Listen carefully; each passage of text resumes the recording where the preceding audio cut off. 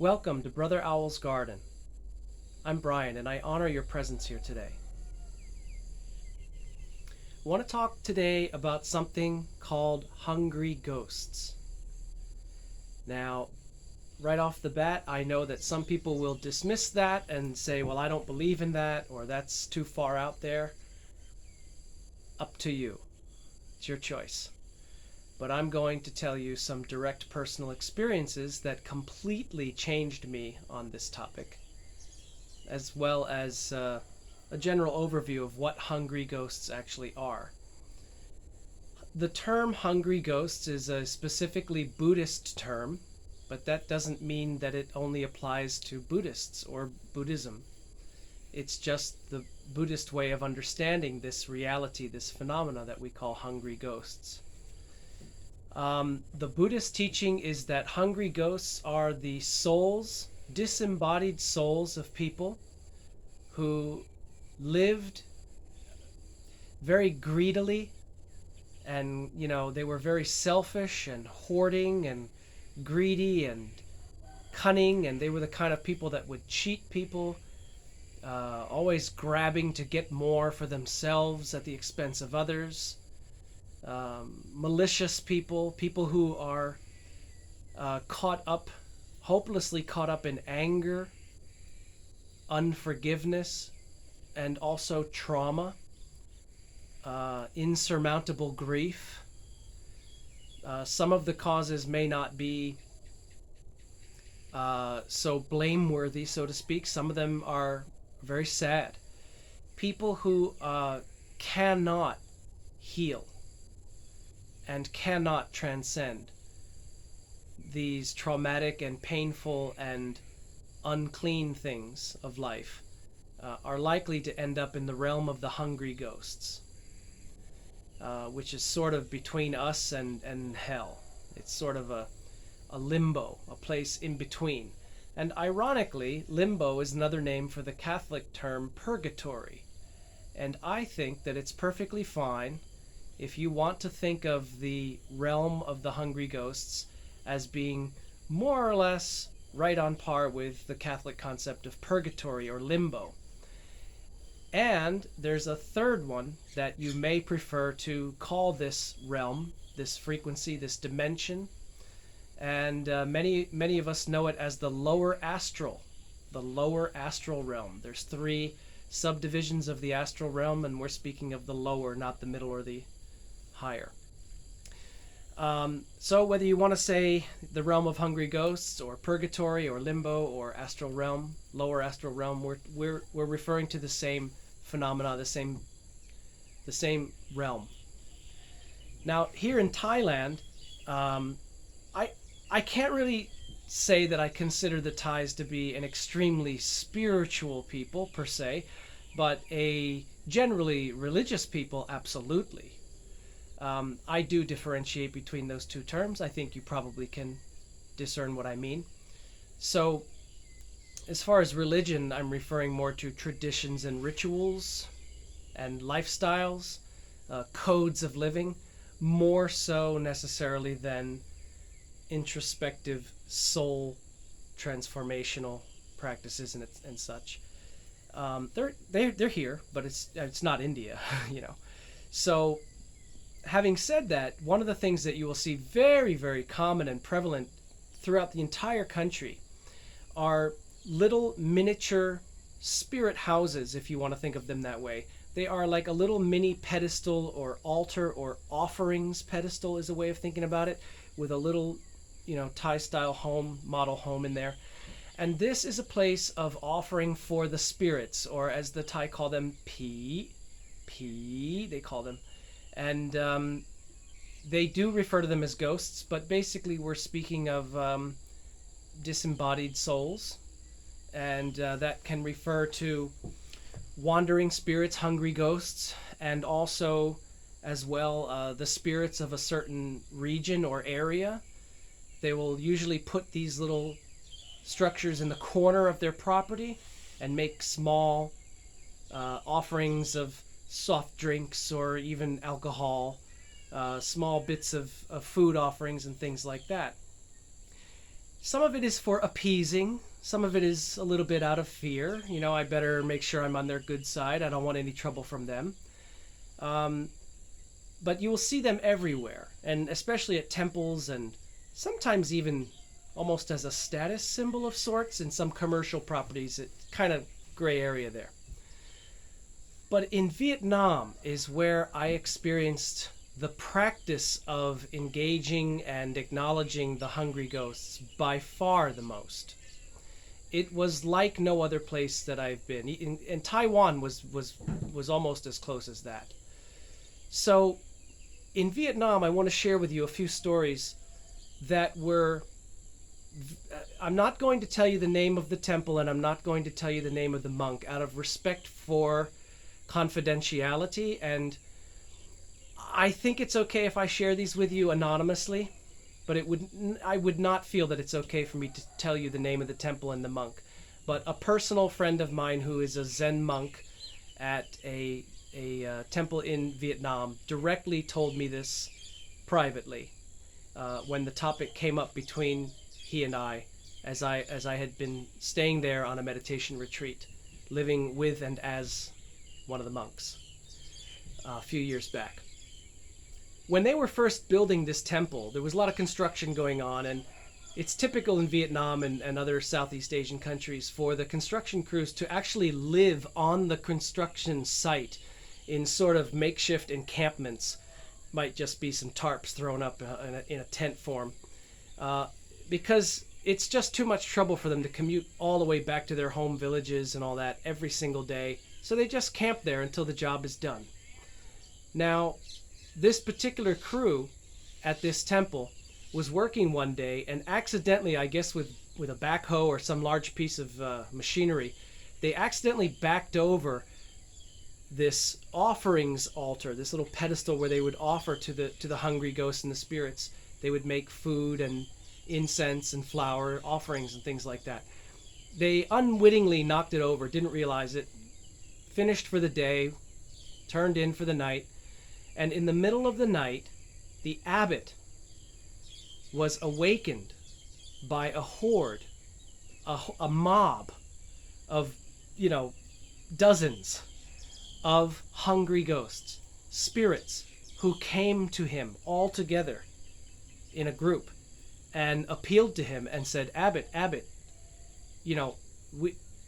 we're not getting any offerings if you don't fix that offerings altar that they knocked over. They knocked it over with a machine. What's going on with that? You gotta fix this, or else we're not gonna be able to receive anything from you. And he was a bit startled and confused at first, and came to his senses and realized what was happening. And he said, "Okay, I'll look into it first thing in the morning." First thing in the morning at a monastery is about 3, so it was probably around 6 or 7 when the workers might have gotten up and started to work again. The abbot went down and spoke to them and said, the spirits came to me last night complaining that you guys knocked over their offerings pedestal. I'm not getting into the terminology of what it's called, but you have to fix it. And the guys were confused, and they said, we don't even know what you're talking about. And he said, well, it was over there. We had one. They said, we didn't realize you had it there. We must have knocked it over. They went over. Sure enough, it had been run over by a large piece of equipment. They didn't realize it had fallen over. And they right away fixed it and made some offerings. And everything was fine. Now, I spoke to the monk and I said, why do disembodied spirits who are not physical and not having a body, why do they need food? Isn't it really just a gesture that kind of makes us feel better? Isn't it sort of just a psychological hack that makes us feel good? And he said, no. He said, every single living thing needs food. It's just that they derive their nourishment on different levels of subtlety. And we have very dense, crude, heavy, physical bodies. And so we eat dense, heavy physical food, especially if you think of meat, and carbs. That would be the densest of the dense. And he said, but they derive their nourishment from the essence of the foods and drinks that we offer them, not the physical matter, but the essences, the subtle essences that each of these foods contains. They derive their sustenance from that. That's all I can tell you. I'm not going to make like I understand more than he told me, and it's still a little bit difficult for me to understand that, but that's the explanation he gave me. All things that live need food. Just different kinds of food according to what form they're in, or formlessness they're in. So here's another story. Same temple, same construction site. There was a woman who was responsible for cooking the meals for the workers. She, of course, also lived at the temple during all of this construction. And one night in particular, it was quite cold. You'd be surprised. In Vietnam, it can get surprisingly cold. We don't think that's the case, but it is. And so since it's not usually cold, they're not prepared really when it is cold. The buildings are never heated. Well, this was a construction site anyway, but the buildings never have heat. You're kind of on your own. Hope you have a blanket, and a hot water thermos or something. So it was a particularly cold night. She decided to make a little campfire to warm herself up. She gets the campfire roaring, but I shouldn't say roaring. She's on her way to getting the campfire roaring. It's starting to burn. And all of a sudden, she looks up from the fire, and here she's being approached from all sides by a large group of people, another mob of people. They're spirits. And they're coming over to her, and they're freezing and shivering. And they said to her, "We are freezing. Would you please put more wood on the fire so we can get warm too?" Well, she freaked out and ran, screamed and ran out of there. And the next morning told all the construction workers and the monks, and they all learned of it. And so the abbot said, "Okay, it's so cold now. Tonight, make another fire." And the monks brought her a lot of wood to make a much bigger fire so that the hungry ghosts could also be warm. Now again, I cannot answer you scientifically why disembodied spirits who are not manifest bodies are affected by the temperature of the ground. I can't tell you this. All I can tell you is that this happened. Absolutely, I do not doubt this Zen monk whatsoever. He is of the highest personal character and morality and has my complete trust. I don't question anything he said to me. These hungry ghosts also have sort of a symbiotic relationship with the temple. He explained to me that if shady people come around that aren't, not really good people that might come around the temple, they're gone quickly. They're driven out by the spirits. One way or another, they leave quickly, like within a short time. They don't stay for days or hours even. They are gone. And if there is somebody that's, a real shady, crooked character, the spirits will come to certain, like the head monk who's my friend. They'll come and tip them off and tell them, see that lady over there? You see that guy over there? They're no good. We don't need them around here. Because they can read at anyone's aura, their energy, instantly. Many psychics can do the same thing. So they have sort of a symbiotic relationship. You monks keep us nourished with your offerings, and plus we love to be around your chanting. They take great comfort in that, in the daily chanting that happens 2 or 3 times every single day. The spirits will come and gather for that. They take solace in that. And then in exchange, we'll keep an eye out, kind of like protectors of the temple. Undesirables come around, we'll push them out. One more story about the temple. I saved the best for last. There was a certain monk who was responsible for chanting a certain sutra to help as a prayer for the hungry ghosts. And his responsibility was a daily one. He was expected to go and do this chant for them daily and on their behalf. But this particular one day, he was very distracted. And have you ever lost your keys or your cell phone? That would even be a more panic. So he was responsible for having a key ring of important keys, and he lost it. And it came time to do his chanting, his offering, his prayer for the hungry ghosts, but he just couldn't get his mind off of where the heck did he leave those keys. And it was, you know how it can make you nuts when you lose something really important like that. So he went and, you know, and he went and did his chant for 30 minutes or 40 minutes, whatever it was. But the whole time, he wasn't really present.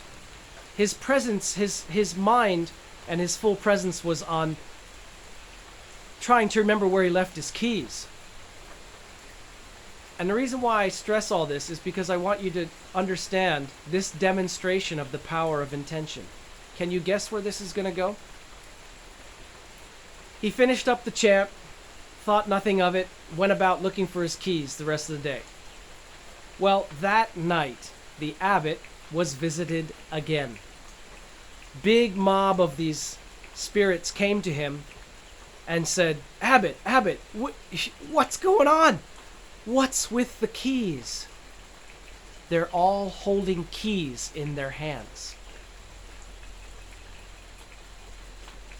They said, we can't eat keys and we don't know why you're giving us keys, but we don't want keys. We need food and drink offerings from you. Can you figure out what's going on and straighten this out? Yes, I don't know. I have no idea. I'll figure it out. Tomorrow I'll get to the bottom of it.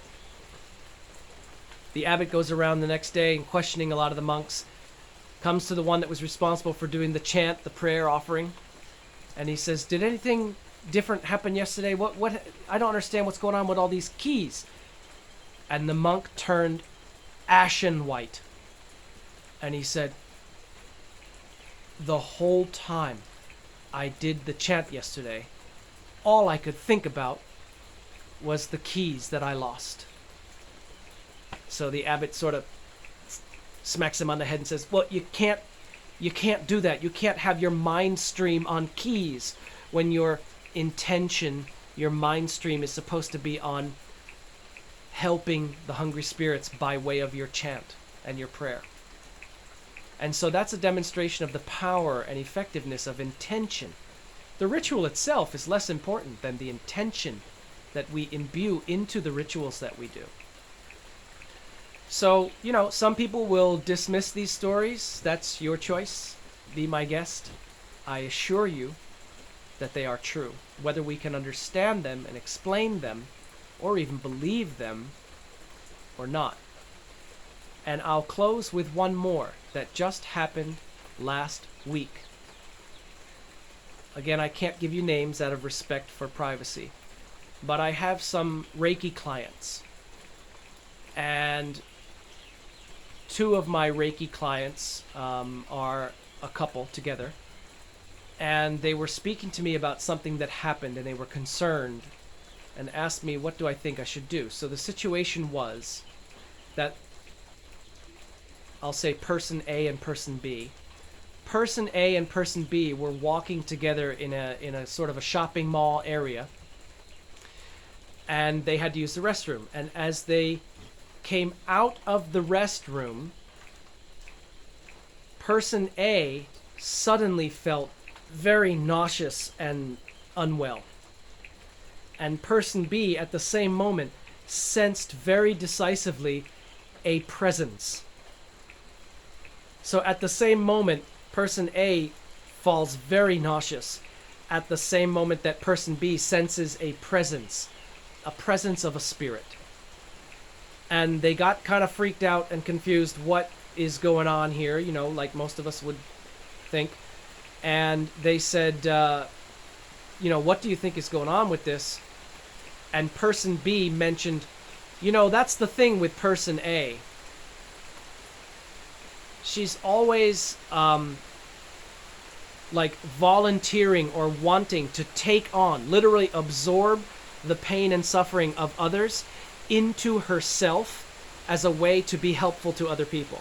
And I said, okay, now we have a complete picture of what's going on here. Person A had an energetic signature of invitation. That is a spiritually charged invitation. But person B did not have any such invitation, but is very sensitive to sensing the presence of a spirit, even more than person A. But person A is the one that got nauseous and sick because she is the one who had left the door open, had, welcome. She had put the welcome mat out energetically for any suffering being to come and unload on her. And so a suffering spirit came in her presence, recognized that, looking for relief, accepted the invitation, and placed, however, we don't know how to measure that, placed that spirit's burden and suffering into her, for her to carry. So at least we sensed that it wasn't any kind of a demonic thing or anything like that. It was a very afflicted, agonized spirit from the lower astral who had recognized her invitation and accepted it. And so I talked her through a ritual that I explained to her she needed to do. She needed to address this spirit in compassion and love, but resolute firmness in the sovereignty and autonomy of her own sacred space and her own being, and that she does not give permission for any other entity to occupy or use her sacred space in any way, and that this entity needs to exit her space, needs to withdraw from her, needs to get off of her, but that she wants to offer help for this spirit to ascend to the middle or higher astral or whatever highest realm that spirit can go to. And so I talked her through a procedure, a ritual with this spirit in kindness and compassion, but resolute sovereignty and autonomy of her space and her being, to guide the spirit to release all of the suffering that it was experiencing by forgiveness and letting go of the anger and the offense and the injustice, the sense of injustice and victimhood and being cheated or wronged or betrayed, or all the things that were causing it to suffer tremendously to the extent that it could not even move on to its higher destination, to its true next. It was stuck in the astral realm. It was like a hungry ghost. And so she talked it through forgiveness, unconditional forgiveness of, she sensed it was a male, of himself and of all others, the release of all anger, the embodiment of divine love toward all beings impartially, unconditionally, and immeasurably, and eternally. And person A and person B were together during this ritual, and they sort of did it together, and person A was the main one. And she said as soon as she talked the spirit through those things, she actually saw it shoot up vertically. Oh, we also told it after all of that to look up. So after it had released and forgiven and loved, we said, look up. And it went up like a beam. And person B said that there was a rattle at the door, like a at the door the moment that it happened. So I cannot tell you exactly how that worked, but the three of us helped to liberate an afflicted and agonized soul in the lower astral realm. Hungry ghosts is a Buddhist term. Purgatory is a Catholic term. Limbo's kind of a Catholic term. Lower astral is not affiliated with any religion, but a lot of psychics and spiritual people know this term. We're all referring to the same thing, different terminology. So what can we take away from these lessons? Number one, spirit is real. Body is not who you are.